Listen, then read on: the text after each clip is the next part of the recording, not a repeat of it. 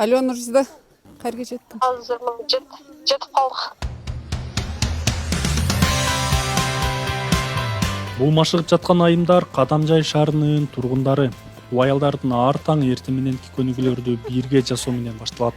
Биз күнүгө ушинтип чыгабыз. Биринчи Айзат чыкты эле, андан кийин мен кошулдум.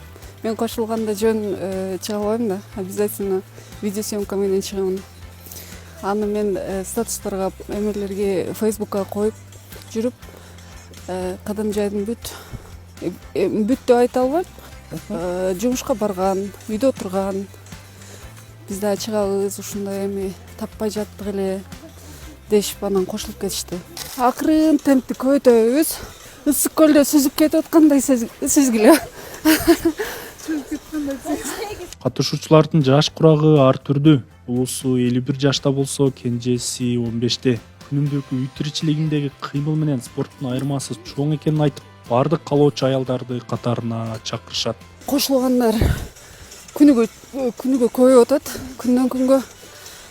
Мына акыркы неделяда канча кошулду?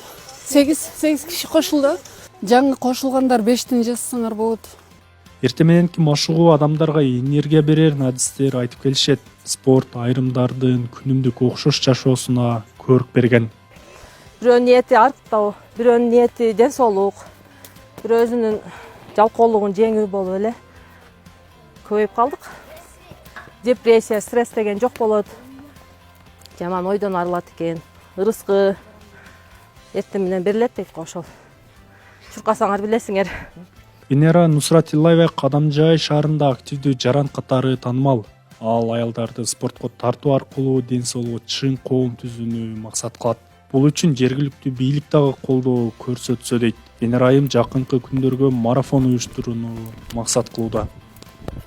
Биздин азыр машыккан жерибиз бул кадимки эле балдар ойночу жер, детский площадка. Убактылуу ушул жерде машыкканга туура келип атат. Себеп дегенде стадиондо свет жок, жандырып беришсе жакшы болмок. Анан чоңдорго дагы мындай площадкаларды жок дегенде бир площадканы сонун куруп беришсе, я думаю, эми спортко кызыгуулар көп болот дейм. Кеттикпи? 1, 2, 3.